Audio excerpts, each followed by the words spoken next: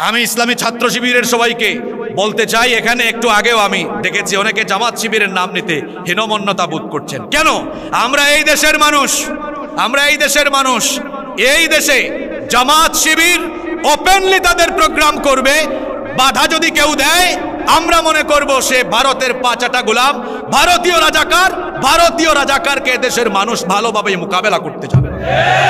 এজন্য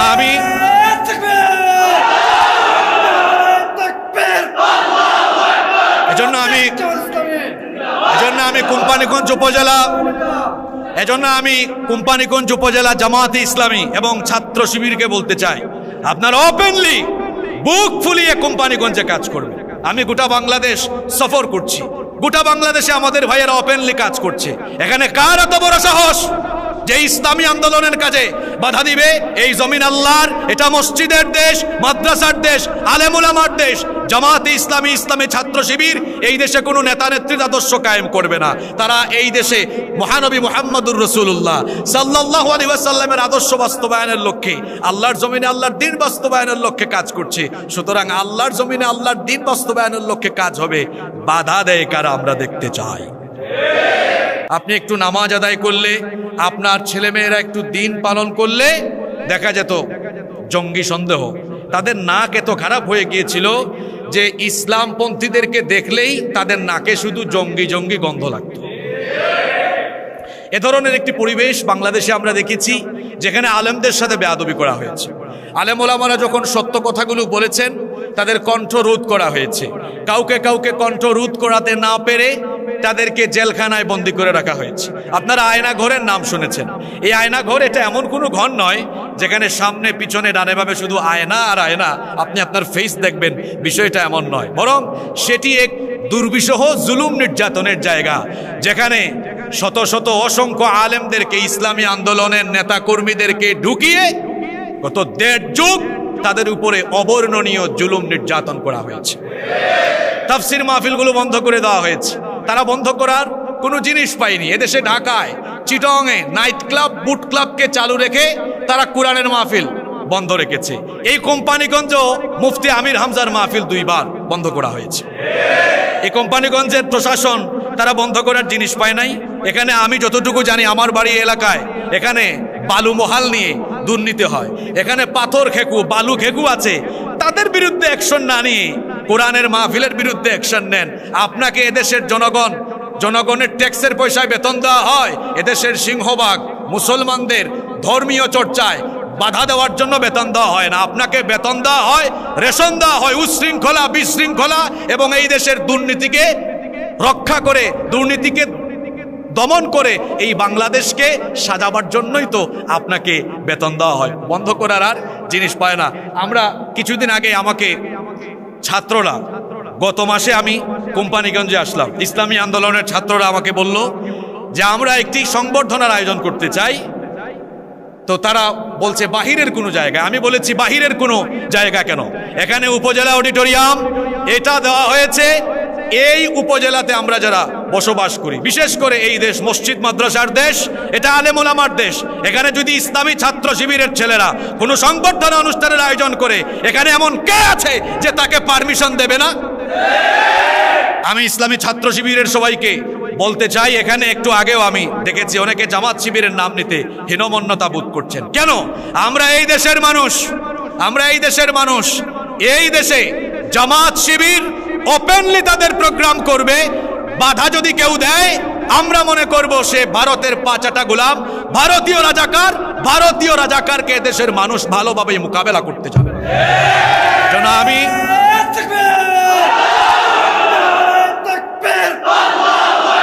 এজন্য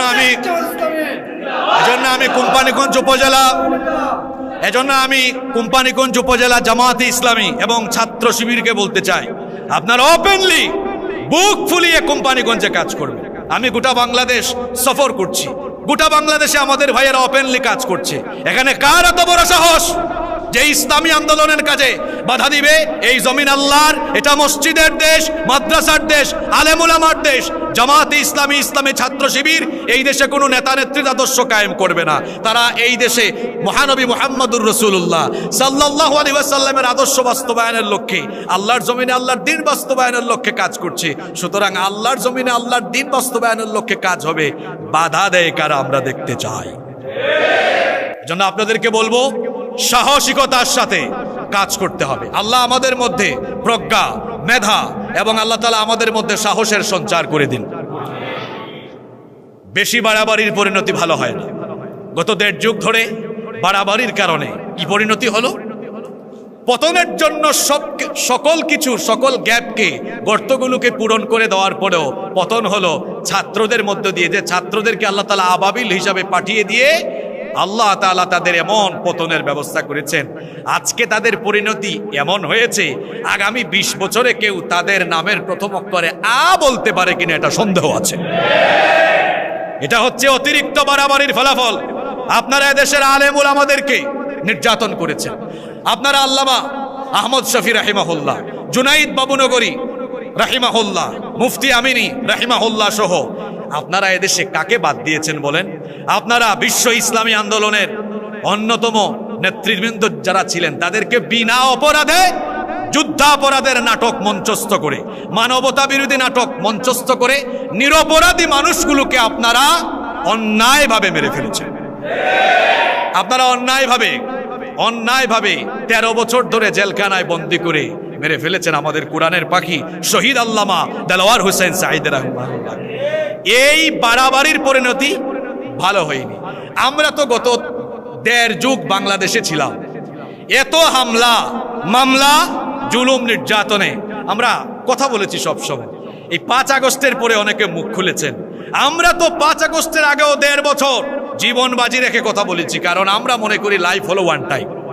মোমেন মৃত্যুকে ভয় করে না। ওই যে আমার জাতীয় কবি বলেছেন, ওহারা চাহুক দাসের জীবন, আমরা শহীদি দরজা চাই, নিত্য মৃত্যু ভিতরা মোরা মৃত্যু কোথায় খুঁজে বেড়াই। আমরা মৃত্যুকে শাহাদাতের মধ্য দিয়ে আমরা মৃত্যুর মাধ্যমে নতুন জীবন খুঁজে বেড়াই। এজন্য আমরা কাউকে ভয় করি না।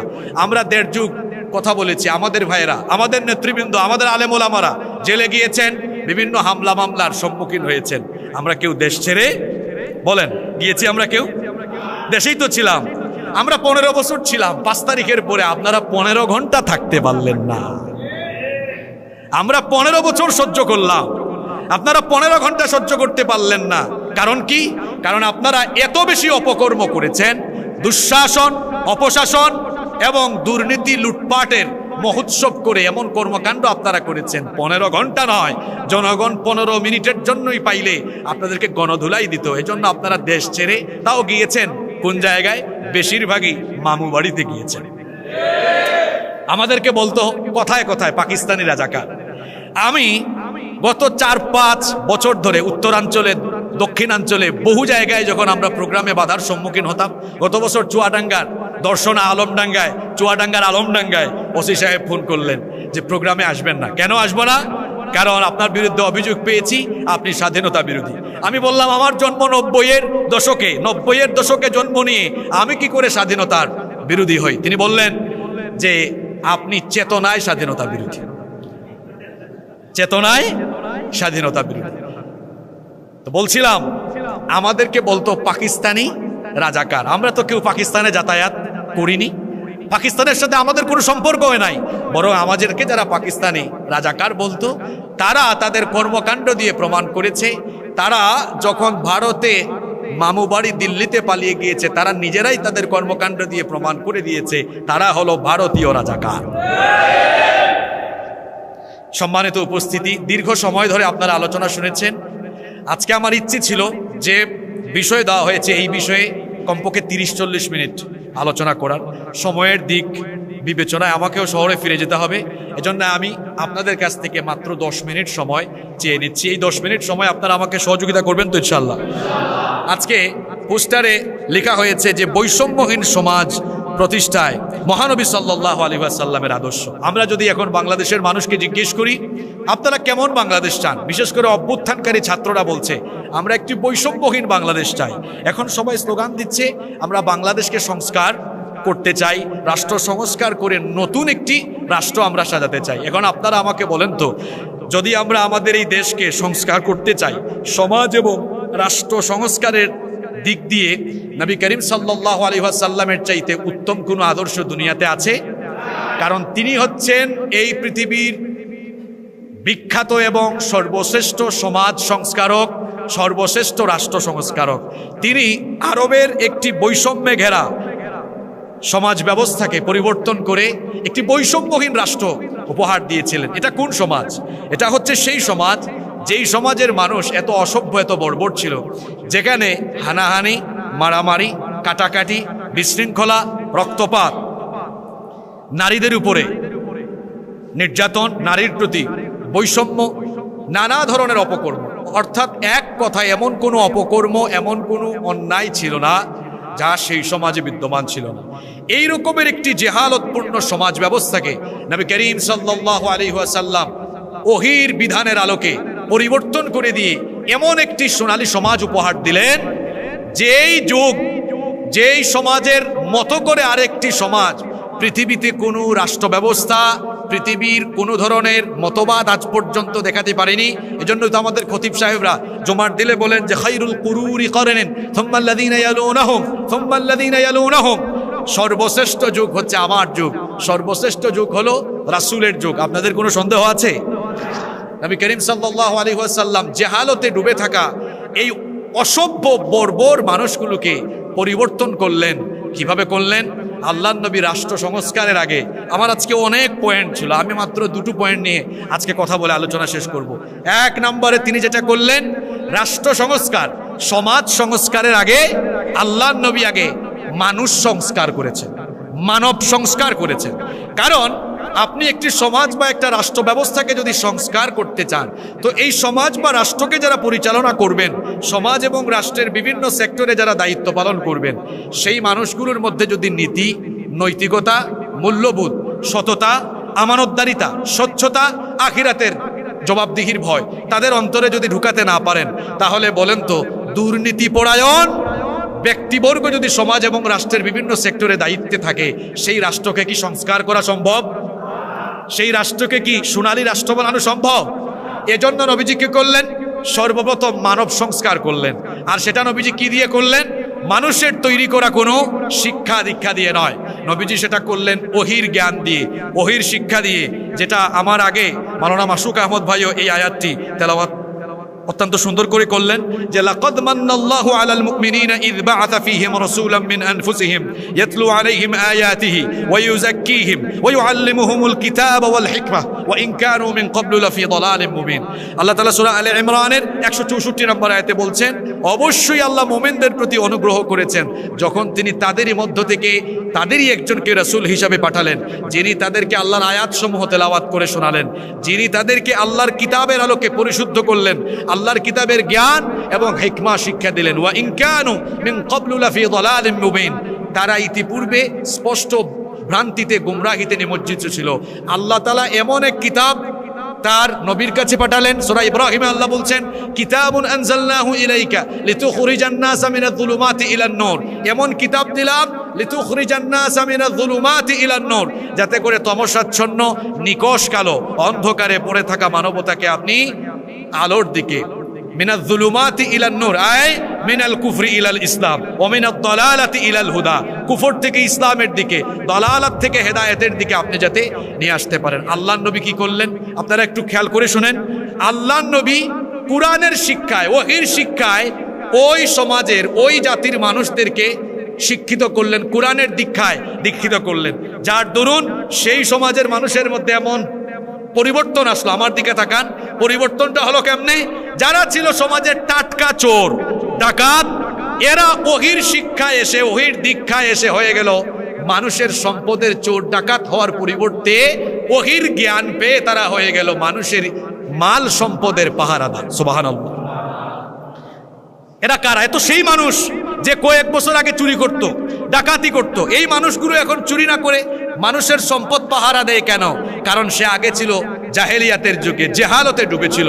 নবী করিম সাল্লাল্লাহু আলাইহি ওয়াসাল্লাম যখন তাকে কোরআনের সংস্পর্শে নিয়ে আসলেন, কোরআনের আলোয় আলোকিত হয়ে তিনি এমন এক আলোকিত মানুষ হয়ে গেলেন, ওহির শিক্ষায় ওহির দীক্ষায় দীক্ষিত হওয়ার কারণে তিনি চুরি ডাকাতির পরিবর্তে মানুষের মাল সম্পদের পাহারাদার হয়ে গেলেন। আল্লাহ নবী এমনভাবে মানব সংস্কার করলেন, মানুষকে এমনভাবে সংস্কার করে দিলেন ওহির শিক্ষা দিয়ে। যারা ছিল নারীর ইজ্জত লুণ্ঠনকারী, তারা হয়ে গেল নারীর সতীত্বের হেফাজতকারী। আল্লাহ নবী যখন একটি কল্যাণমুখী রাষ্ট্র কায়েম করলেন, সেই সমাজে নারীরা ঘর থেকে বের হয়ে নির্বিঘ্নে যাতায়াত, তারা নির্বিঘ্নে যাতায়াত করতো। ইফটিজিং, নারীকে কোনো ধরনের, এরপরে নারীকে যে কোনো ধরনের অসম্মান হয়রানি করা, এটি সেই সমাজের চিত্র ছিল না। আল্লাহ নবী এমন একটি সমাজ কোরআন দিয়ে বাস্তবায়ন করে দিয়েছিলেন এবং প্রথমে আল্লাহ নবী ওহির শিক্ষায় ওহির দীক্ষায় মানুষগুলোকে দীক্ষিত করেছিলেন। আজ আমরা আগামীর বাংলাদেশকে যদি সত্যিকারের একটি সোনালী বাংলাদেশ, সত্যিকারের একটি আদর্শ দেশ এবং আমাদের স্বপ্নের বাংলাদেশ হিসাবে পেতে চাই, সর্বপ্রথম আমার এই জাতিকে কোরআনের শিক্ষায় শিক্ষিত করতে হবে। এজন্য বিগত ফ্যাসিস্টরা কি করেছে, শিক্ষা ব্যবস্থা প্রত্যেকটি জায়গা থেকে তারা ওহির শিক্ষা, ইসলামের শিক্ষাকে বাতিল করে দিয়েছে। আমাদের শিক্ষা ব্যবস্থায় যদি জাগতিক শিক্ষার সাথে ওহির শিক্ষার সমন্বয় না ঘটে, তাহলে এই শিক্ষা ব্যবস্থা দিয়ে শিক্ষিত হবে, কিন্তু পরিশেষে উচ্চ শিক্ষিত চোর, উচ্চ শিক্ষিত বাটপার আর উচ্চ শিক্ষিত দুর্নীতিবাজ হবে। আপনারা জানেন বাংলাদেশের বিভিন্ন মসজিদে অনেক সময় জুতা চুরি হয়। জুতা চোর, তাকেও আমরা চোর বলি। আবার ঢাকায় মিনিস্ট্রিতে সেক্রেটারিয়েটে বসে কলমের খোঁচায় চুরি ডাকাতি করে, দুর্নীতি করে, তাকেও আমরা চোর বলি। এখন আপনারা বলেন তো, দুই চোরের ক্যাটাগরি লেভেল কি একরকম? লেভেল কি সমান? যিনি ঢাকার মিনিস্ট্রিতে অথবা সেক্রেটারিয়েটে বসে চুরি করলেন কলমের খোঁচায়, তার একাডেমিক যোগ্যতা আপনি দেখেন, পড়াশোনা অনেক আছে, উচ্চশিক্ষিত মানুষ। অন্যদিকে মসজিদের জোতাচুর অশিক্ষিত অথবা অর্ধশিক্ষিত। এখন আপনারা বলেন তো, সমাজের জন্য, রাষ্ট্রের জন্য জুতাচোর ভয়াবহ নাকি ওই শিক্ষিত চোর ভয়াবহ? এই শিক্ষিত চোর চুরি করছে কেন? আপনি তার একাডেমিক ট্রান্সক্রিপ্ট হাতে নিয়ে দেখেন, সে বাংলা, ইংরেজি, ভূগোল, ইতিহাস, ইংরেজি, সমাজ, বিজ্ঞান, আইসিটি যা আছে সব সে পড়েছে। তার সিলেবাসে ছিল না কোরআন, তার সিলেবাসে ছিল না হাদিস, তার সিলেবাসে ইসলামকে জানার জন্য, বুঝার জন্য কোনো ধরনের পাঠ্য বই ছিল না। এজন্য তার এই শিক্ষা ব্যবস্থা তাকে শিক্ষিত করেছে, কিন্তু তাকে আদর্শ, নৈতিকতাবোধ সম্পন্ন একজন আদর্শ মানুষ হিসাবে গড়ে তুলতে পারেনি।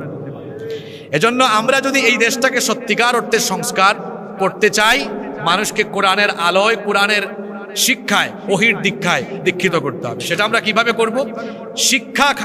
শিক্ষা প্রতিষ্ঠানগুলোতে তো শিক্ষার কারিকুলাম সংস্কার করে সেখানে না হয় আমরা ইসলামী শিক্ষা ঢুকালাম, কিন্তু আমরা যারা আছি, আমাদের যাদের বয়স হয়ে গেল, আমরা তো এখন আর স্কুল, কলেজ, ইউনিভার্সিটিতে আমরা কি পড়তে পারবো না। আমাদের জন্য আছে আরেকটি প্রতিষ্ঠান, সেই প্রতিষ্ঠানের নাম হচ্ছে বাংলাদেশ জামায়াতে ইসলামী। বাংলাদেশ জামায়াতে ইসলামী কি করছে? বাংলাদেশ জামায়াতে ইসলামী তার সমর্থক থেকে নিয়ে আরম্ভ করে তার কর্মী, তার রুকন, প্রত্যেকটি সেক্টরের জনশক্তিকে কোরআন, সুন্নাহ, ইসলামী সাহিত্য এবং ইসলামী জ্ঞানের আলোকিত, ইসলামী জ্ঞানে ইসলামের আলোয় আলোকিত করে তাকে একজন আদর্শ মুসলিম হিসাবে গড়ে তোলার লক্ষ্যে বাংলাদেশ জামায়াতে ইসলামী কাজ করে যাচ্ছে। বাংলাদেশ জামায়াতে ইসলামীর সাথে অন্যান্য দলের পার্থক্য ঠিক এই জায়গায়, জামায়াতে ইসলামী হচ্ছে পড়াশোনা করা একটা দল। এখানে জামায়াতে ইসলামের যে সকল ভাইয়েরা এসেছেন তারা জানেন যে আপনাদের প্রত্যেকটি সেক্টরে, প্রত্যেকটি ধাপে সিলেবাস এবং পড়াশোনা আছে না নাই? অন্য কোনো দলে আপনি এটা পাবেন না। তাহলে আমি বলছিলাম যে আল্লাহর নবী মানব সংস্কার করলেন, এখন আমরা তো আল্লাহর নবীর আদর্শ বাস্তবায়ন করতে চাই। কি বলেন, চাই না? যদি আমরা চাই তাহলে কি করতে হবে? 1 নাম্বার, আল্লাহর নবীর এই আদর্শকে ফলো করে আমরা এখন থেকে, আজ থেকে কোরআনের দাওয়াত মানুষের বাড়িতে বাড়িতে, ঘরে ঘরে গিয়ে প্রতিটি মানুষের সিনার ভেতরে আমরা দ্বীনের দাওয়াত দিয়ে, ইসলামের দাওয়াত দিয়ে, ইসলামী আন্দোলনের দাওয়াত দিয়ে আমরা এই দেশে আরেকটি বিপ্লব তৈরি করার জন্য এদেশের মানুষকে ইসলামের আলোকে গড়ে তুলব ইনশাআল্লাহ। মনে রাখবেন, জুলাই আগস্টের বিপ্লব এটা ইসলামী বিপ্লব নয়, এটা ছিল জনসাধারণের বিপ্লব, বা যেটাকে আমরা বলতে পারি গণবিপ্লব। ইনশাআল্লাহ বাংলাদেশে অতি শীঘ্রই খুব নিকটবর্তী সময়ে আরেকটি বিপ্লব ঘটতে যাচ্ছে, সেই বিপ্লব হবে ইসলামী বিপ্লব। ইনশাআল্লাহ সেই বিপ্লব বাস্তবায়নের লক্ষ্যে আমাদেরকে কাজ করতে হবে। কিভাবে কাজ করতে হবে? আমরা ঘরে ঘরে ঘরে ঘরে মানুষের কাছে দাওয়াত নিয়ে যাব। এখানে আমাদের যত ভাইয়েরা আছেন ইসলামী আন্দোলনের সাথে আমরা যারা সম্পৃক্ত, আমরা এই কোম্পানিগঞ্জ উপজেলার প্রত্যেকটি ইউনিয়নের, প্রত্যেকটি গ্রামের, প্রত্যেকটি বাড়িকে আমরা ইসলামী আন্দোলনের মজবুত ঘাঁটি এবং দুর্গ হিসাবে গড়ে তুলব ইনশাআল্লাহ। এজন্য প্রত্যেকটি ইউনিয়নে, প্রত্যেকটি ইউনিটে, প্রত্যেকটি জায়গায় আমরা আমাদের স্ব জায়গা থেকে কাজ করব। পারবো না ইনশাআল্লাহ? আমরা তো বৈষম্যহীন সমাজ প্রতিষ্ঠায় মহানবী সাল্লাল্লাহু আলাইহি সাল্লামের আদর্শ বাস্তবায়ন করতে চাই। তাহলে 1 নাম্বার, মানুষকে সংস্কার করব আমরা কোরআন দিয়ে, মানুষের কাছে কোরআনের দাওয়াত নিয়ে যাব। এতদিন যে স্লোগান দিয়েছি আমরা, এটারও কিছুটা সংস্কার করব। সেটা কি? যে আল কোরআনের আলো ঘরে ঘরে জ্বালো না। আল্লাহর নবীর সিরাত অধ্যয়ন করলে আপনি দেখবেন আল্লাহর নবী তার দাওয়াতি জিন্দেগির প্রথম 3 বছর দাওয়াত দিয়েছেন গোপনে গোপনে, সেটা ছিল ব্যক্তিকেন্দ্রিক। আল্লাহর নবীর সেই দাওয়াতকে আমরা যদি স্লোগান আকারে বলতে চাই, তাহলে সেটা ছিল এমন, আল কোরআনের আলো প্রথমে তিনি ঘরে ঘরে না, মানুষের হৃদয়ে হৃদয়ে জ্বালিয়েছেন। এজন্য আমরা স্লোগান দিব এখন থেকে এরকম, যে আল কোরআনের আলো মানুষের হৃদয়ে হৃদয়ে জ্বালো। প্রতিটি মানুষের হৃদয়ে হৃদয়ে আমরা কোরআনের আলো জ্বালাবার জন্য ব্যক্তিকেন্দ্রিক আমরা সবার কাছে দাওয়াত নিয়ে যাব। একজন ভাইও যেন দাওয়াতের বাইরে না থাকে। আমার আগে মাওলানা মাসুক আহমেদ ভাই একটি আয়াত তেলাওয়াত এখানে করেছেন, আপনারা শুনেছেন। হে নবী, তারা ঈমান আনবে না, এজন্য কি আপনি পেরেশান হয়ে যাবেন? আল্লাহর নবী যখন দাওয়াতি কাজ করা আরম্ভ করেছেন, আল্লাহর নবী এত বুঝান কাফিরদেরকে, ঈমান আনে না, আল্লাহর নবী পেরেশান হয়ে গিয়েছেন। আমরা মহানবীর মুহাম্মদুর রাসূলুল্লাহ সাল্লাল্লাহু আলাইহি সাল্লামের উম্মত হিসাবে আমাদেরকে দাবি করি, আমরা তার আদর্শ বাস্তবায়নের সৈনিক যদি হতে চাই, আমাদের ভেতরে এরকম পেরেশানি নিয়ে আসতে হবে। আমার এলাকায়, আমার গ্রামের একজন ভাই যেন দাওয়াতের বাহিরে না থাকে। আমার এলাকার একজন ভাই দাওয়াতি ময়দানে সম্পৃক্ত হওয়ার আগ পর্যন্ত আমার ভেতরের পেরেশানি যেন বন্ধ না হয় ইনশাআল্লাহ। এরপরে 2 নম্বর যে পয়েন্ট বলতে চাই, সেটি বলে আমি শেষ করব। আল্লাহর নবী রাষ্ট্র সংস্কার করেছেন কিভাবে? কোরআনের ওহীর দীক্ষায় কিছু মানুষকে দীক্ষিত করলেন, তৈরি করলেন। তৈরি করার পরে আল্লাহর নবী এদেরকে দিয়েই একটি কল্যাণমুখী রাষ্ট্র ব্যবস্থা কায়েম করলেন। কোরআন ভিত্তিক একটি সমাজ, একটি রাষ্ট্র তিনি কায়েম করলেন। এবং এই কোরআন ভিত্তিক সমাজ এবং রাষ্ট্র ব্যবস্থা বাস্তবায়নের ফলে দেখা গেল সকল ধরনের অন্যায়, জুলুম, নির্যাতন সব কিছুর বিলুপ্তি ঘটে একটি সত্যিকারের সোনালী সমাজ প্রতিষ্ঠা হলো। আজকে আমরা বাংলাদেশকে দেখতে চাই একটি আলোকিত বাংলাদেশ, বৈষম্যহীন বাংলাদেশ, চুরি ডাকাতি মুক্ত বাংলাদেশ। আমরা সবাই চাই না? এদের স্বাধীন হয়েছে, স্বাধীন হওয়ার পরে 54 বছর ধরে এদেশে আমরা বহু দলের বহু ব্যক্তির শাসন দেখেছি। এজন্য আমি বলি, বহু দলের বহু ব্যক্তির শাসন দেখা শেষ, বাকি আছে আল কোরআনের বাংলাদেশ। আমরা এখন আল কোরআনের বাংলাদেশ চাই। যারা ইসলামী আন্দোলনের বাহিরে আছেন, আমি আজ তাদেরকে একটি আয়াত স্মরণ করিয়ে দিচ্ছি, যেটা আল্লাহ সূরা ফুরকানের মধ্যে বলেছেন। শুনেন আমার ভাইয়েরা, আমি তো আপনাদের এলাকারই সন্তান, দরদ নিয়ে আজকে বলে যাচ্ছি। আপনি আপনার শরীরের ঘাম, রক্ত, আপনার কষ্ট, জানমাল আল্লাহর দ্বীনের পথ ছাড়া অন্য পথে খরচ করিয়েন না। কিয়ামতের দিন আফসোস ছাড়া আর কিছুই থাকবে না। আল্লাহ তাআলা বলছেন, ওয়ায়াউমা ইয়া'আদ্দুয যালিমু আলা ইয়াদাইহি ইয়াকুলু ইয়া ওয়াইলাতা ইয়াকুলু ইয়া লাইতানি ইত্তাখাযতু মা'আর রাসূলি সাবিলা। আল্লাহ বলছেন, সেদিন কিছু লোকেরা, জালিমেরা, তারা কি করবে? 2 হাত কামড়িয়ে কামড়িয়ে আফসোস করবে, হায় আফসোস, আমি যখন দুনিয়াতে ছিলাম, ইয়া লাইতানি ইত্তাখাযতু মা'আর রাসূলি সাবিলা, আমি যদি রাসূলের পথ অনুসরণ করতাম, রাসূলের পথের অনুসরণ করে রাসূলের আদর্শ বাস্তবায়নের জন্য যদি আমি কাজ করতাম, তাহলে আজ আমাকে আফসোস করা লাগতো না। তারা আফসোস করে আরো বলবে, ইয়া লাইতানি লাম আত্তাখিয ফুলানান খলিলা, আফসোস যদি আমি অমুককে আমার বন্ধু না বানাতাম, অমুককে আমার নেতা না বানাতাম, আজকে আমি বেঁচে যেতাম। লাকাদ, এরপরে আল্লাহ বলছেন, লাকাদ আদাল্লানি আনি যিকর। এরা কি করেছিল? এরা আমাকে আল্লাহর জিকির থেকে, উপদেশ থেকে বঞ্চিত করে রেখেছিল। শোনেন, নেতা ঠিক করেন, আপনি নেতা ঠিক করেন আগে। আপনি দুনিয়ার কোনো নেতার চামচামি সামনে পিছনে না করে আপনি রাসূলুল্লাহর সৈনিক হন। আমরা যারা এখানে যুবক আছি, তরুণ আছি, তাদেরকে আমি বলবো, ছাত্রদেরকে বলবো, আমার উপজেলার ছাত্র সমাজকে, তরুণ সমাজকে বলবো যে তোমাদের এই তারুণ্য, তোমাদের এই যৌবন কোনো নেতার সামনে পিছনে মোটর সাইকেলের শুডাউন করে তাদের চামচামি করার জন্য আল্লাহ তোমাদের যৌবন দেন নাই। আর তোমাদের যৌবন আর তারুণ্যের শক্তিকে আল্লাহর জমিনে আল্লাহর দিন বাস্তবায়নের লক্ষ্যে কাজ করার জন্য। এজন্য আমি বলছি এগুলো পরিত্যাগ করো। যদি পরিত্যাগ না করো, আমি তোমাকে সূরা ইব্রাহিমের সেই আয়াত স্মরণ করিয়ে দিচ্ছে। ছাত্র এবং যুবকরা আপনারা আমাকে মনোযোগ দিয়ে শুনবেন। আল্লাহ বলছেন সেই দিন ভণ্ড নেতা কর্মীদের কিয়ামতে সাক্ষাৎ হবে। সাক্ষাতে কি হবে? কর্মীরা নেতাদেরকে আটকিয়ে দিবে। ফাকালাত দুআফাউ লিল্লাযিনা ইসতাকবারু ইন্না কুন্না লাকুম তাবআন ফাহাল আনতুম মুগনুনা আন্না মিন আযাবিল্লাহি মিন শাই। তারা আটকে দিয়ে বলবেন, নেতাজি দাঁড়ান, কথা আছে আপনার সাথে। কি কথা? ইন্না কুন্না লাকুম তাবআন। শুনেন, কোরআনে কারীমে আল্লাহ তাআলা এত ওপেনলি কথা বলে দেওয়ার পরেও আপনার মগজে যদি না ঢোকে তাহলে তো আর কিছু বলার নাই। তাহলে বুঝবো ওই মাথায় শয়তান পেশাব করে দিয়েছে। এত সোজা কথা আপনার মাথায় ঢুকে না কেন? আল্লাহ বলছেন, তারা বলবে ইন্না, নিশ্চয়ই, কুন্না, আমরা, লাকুম তাবআন, তোমাদের অনুসারী ছিলাম, তোমরা যা বলেছো তাই করেছি, তোমাদের কথা আমরা মেনেছিলাম, তোমাদের জন্য অনেক চামচামি করেছি, তোমাদের কথা শোনার কারণেই তো অপকর্ম করে আজকে তোরাও জাহান্নামী, আমরাও জাহান্নামী। দুনিয়াতে আমরা তোদের পক্ষে কাজ করে অপকর্ম করলে তোরা আমাদের জিম্মাদারি নিয়ে আমাদেরকে অনেক সময় বাঁচিয়ে আনতি। এখন তোদের কাছে প্রশ্ন হলো, ফাহাল আনতুম মুগনুনা আন্না মিন আযাবিল্লাহি মিন শাই। আজকে আল্লাহর আযাব থেকে রক্ষা করার জন্য কোনো কিছু করতে পারবে নাকি? কোনো জিম্মাদারির ব্যবস্থা করতে পারবে? জোরে বলেন, পারবে? নেতারা তখন বলবে, ক্বালু লাউ হাদানাল্লাহু লাহাদাইনাকুম। দেখেন নেতা কি বলছে, আল্লাহ যদি আমাকে হেদায়েত দিতেন তোমাকেও আমি হেদায়েত দিতাম। এটা হেদায়েতহীন। নেতার সামনে পিছনে আপনি দৌড়াচ্ছেন। এবার নেতা তার কর্মীকে বলবে, সাওয়াউন আলাইনা আজাজিআনা আম সাবারনা মা লানা মিন মাহিস। আজ তোমরা ধৈর্য ধরো, চিৎকার চেঁচামেচি করো, লাফালাফি করো, আর যাই করো না কেন, আজকে নেতা কর্মী উভয়ের অবস্থা জাহান্নামে সাওয়া, সমান সমান। কর্মীরা বলবে, না, এটা কখনোই হতে পারে না, আমরা এটা মেনে নিব না। আল্লাহ তাআলা বলবেন, তোমরা কি মানো না? তখন কর্মীরা বলবে, আল্লাহ, আমাদের নেতারা যা বলছে আমরা এটা মানি না। আল্লাহ বলবেন, তোমরা কি চাও?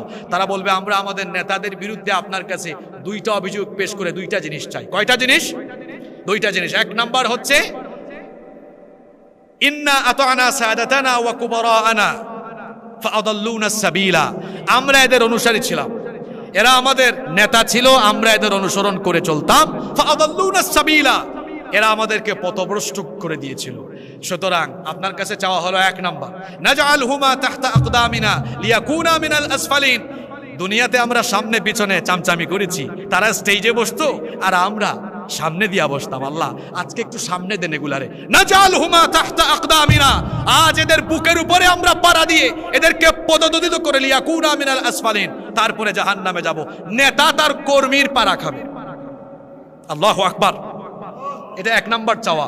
দুই নম্বরে কর্মীরা অভিযোগ করবে, আল্লাহ, এরা বলছে আযাব নাকি আজকে জাহান্নামে সমান সমান হবে না। আমরা চাই রব্বানা আতিহিম দিআফাইন মিনাল আযাবি ওয়ালআনহুম লা'নান কাবীরা। আজকে আমাদেরকে জাহান্নামে যে আযাব দেওয়া হবে, আমাদের নেতাগুলোকে আপনি আযাবের ডবল করে দেন। কথাগুলো আমার বানানো না আল্লাহর কোরআনের? এখানে যত মানুষ উপস্থিত আছেন, এই আয়াত যদি আপনার কর্ণকুহর দিয়ে ঢুকে হৃদয়ের ভেতরে গিয়ে আপনার যদি উপলব্ধি আসে, আমি আপনাকে অনুরোধ করব, আজ থেকে তথাকথিত নেতার অনুসরণ বাদ দেন। আপনার জন্য সর্বশ্রেষ্ঠ আদর্শ হচ্ছেন মুহাম্মাদুর রাসূলুল্লাহ সাল্লাল্লাহু আলাইহি ওয়াসাল্লাম। কোন নেতাদের সামনে পেছনে আপনারা ঘুরঘুর করেন? যারা কর্মীর একটু বিপদ দেখলেই পালিয়ে যায়। কর্মীদেরকে বিপদের উপরে ফেলে দিয়ে নেতারা পালিয়ে যায়। যায় কি যায় না? আপনি তো মুহাম্মাদুর রাসূলুল্লাহ সাল্লাল্লাহু আলাইহি সাল্লামের আদর্শের অনুসারী হবেন। আপনারা কি বাংলাদেশে কখনো আলেম ওলামাদের বিভিন্ন ইসলামপন্থী দল আছে, অনেক আলেম ওলামা আছেন, আপনারা কি দেখেছেন ইসলামপন্থী দলের লোকেরা তাদের কর্মীদেরকে রেখে চলে গিয়েছে? আপনারা দেখেছেন কখনো? আমরা এটা কখনোই করি না। সুতরাং আমি বলতে চাই, আমরা যদি এই বাংলাদেশকে একটি সত্যিকারের বৈষম্যহীন বাংলাদেশ হিসাবে পেতে চাই, কোরআনে কারীমের আদর্শ অনুশাসন বাস্তবায়ন ছাড়া এটা কশ্চিনকালেও কোনোদিন সম্ভব নয়। এজন্য আমি বলছিলাম যে স্বাধীনতার 54 বছর পেরিয়ে গিয়েছে, বাংলাদেশে আমরা বহু দলের শাসন দেখেছি। সবাই বাংলাদেশের ভাগ্যের উন্নয়নের কথা বলে, যারা যখন সুযোগ পেয়েছেন নিজের ভাগ্যের উন্নয়ন করেছে। নিজের ভাগ্যের উন্নয়ন কেমনে করেছে? এদেশের মানুষের উপরে দেখেন তারা যে পরিমাণ ঋণের বোঝা চাপিয়ে দিয়ে গিয়েছে, তার চাইতে বেশি পরিমাণ টাকা তারা চুরি করে, দুর্নীতি করে, লুটপাট করে বিদেশে সম্পদের পাহাড় করেছে। এবার আমার শেষ প্রশ্নের উত্তর আপনারা দিবেন। সেটি হচ্ছে, আপনারা জানেন যে বাংলাদেশে বহু ইসলামী দল আছে। আমাদের মধ্যে কিন্তু মৌলিকভাবে কোনো ধরনের মতপার্থক্য নাই। অনেকে বলেন যে আপনারা এক হতে পারেন না কেন? আমরা মৌলিক সমস্ত বিষয়ে এক, এবং অনৈক্যের যে একটি দৃশ্য আমরা এতদিন দেখতাম, এটাও আর সামনে থাকবে না ইনশাআল্লাহ। আমরা কওমি, আলিয়া, চরমোনাই, হেফাজত, জামাত, খেলাফত, যত ইসলামী দল আছে, যত আলেম ওলামা আছেন, সকলের মধ্যকার মাঝখানের অনৈক্যের প্রাচীরকে ভেঙে চুরে টুকরা টুকরা চুরমার করে দিয়ে আমরা সবাই ঐক্যবদ্ধ হয়ে এই দেশে আমরা ইসলামী রাজ কায়েম করবো ইনশাআল্লাহ। সম্মানিত উপস্থিতি, আমি সর্বশেষ যে কথাটি বলতে চেয়েছিলাম সেটি হচ্ছে এই, বাংলাদেশে বিভিন্ন ইসলামী দলের নেতৃবৃন্দ এবং অনেক আলেম ওলামারা দেশের তৃণমূল পর্যায় থেকে নিয়ে